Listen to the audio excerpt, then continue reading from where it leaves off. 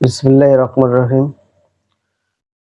প্রিয় দর্শক ভাই বোনেরা, আমি ডাক্তার মোহাম্মদ খোকন বলছি। আজ যে বিষয়টি নিয়ে আলোচনা করবো সে বিষয়টি না হলো অ্যালার্জি। অ্যালার্জি মানবদের একটি বিরাট রোগ। এই রোগের বিভিন্ন খাবার থেকে অ্যালার্জি হতে পারে, যেমন কচু, মসুর ডাল, গরুর গোশ, বেগুন, চিংড়ি মাছ, ইলিশ মাছ এবং হাঁসের ডিম, হাঁসের মাংস থেকে অ্যালার্জি হতে পারে। এবং বিভিন্ন আবহাওয়া বা স্যাঁতসেঁতে আবহাওয়ার কারণে অ্যালার্জি হতে পারে। এ থেকে সর্দি বা গায়ে অনেক নানা রকমের ফোঁটা ও গোটা গোটা হয়ে ওঠে। অনেক সময় বড় বড় গোটা ও নাল হয়ে আকার ধারণ করে এবং চুলকায়, ব্যথা করে এবং জ্বালা করে। মৌমাছি যখন হুল ফোটানোর মতন ব্যথা করে। প্রিয় দর্শক ও ভাই বোনেরা, অ্যালার্জির জন্য হোমিও ওষুধ একটি দীর্ঘস্থায়ী সমাধান করে।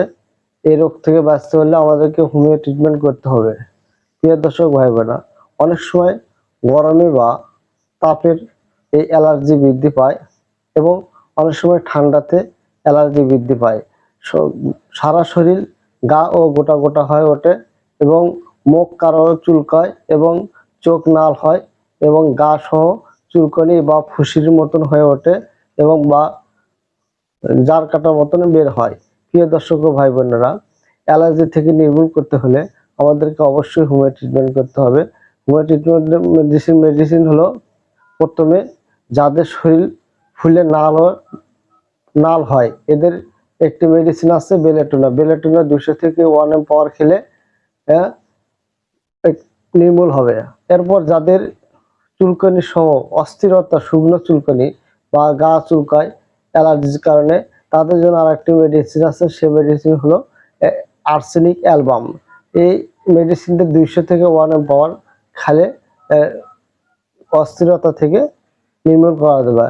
এবং যাদের মৌমাছির মতন সারা গা গোটা গোটা হয় এবং হুল ফুটানোর মতন আঁশ থাকে এবং পানির মতন বের হয় চুলকলে, এ থেকে এই মেডিসিনটা খেতে হবে। যেমন আর্সেনিক বা অ্যাপিসমেল 200 থেকে 1 পাওয়ার খেতে হবে।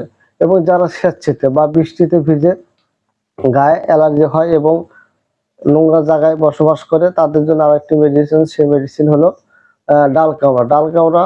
200 থেকে 1 পাওয়ার খেলে এ থেকে নির্মূল পাওয়া যাবে। প্রিয় দর্শক, অ্যালার্জি থেকে নির্মূল করতে হলে আমাদেরকে হোমিও ওষুধ খাইতে হবে। হোমিও ওষুধ দীর্ঘদিন খেলে এই অ্যালার্জি থেকে মুক্তি পাওয়া যাবে। প্রিয় দর্শক, আমার এই ভিডিওটি বা স্বাস্থ্যমূলক পরামর্শ পেতে আমার এই চ্যানেলটি সাবস্ক্রাইব করবেন এবং পরবর্তী ভিডিওর জন্য অপেক্ষা করবেন। আসসালামু আলাইকুম।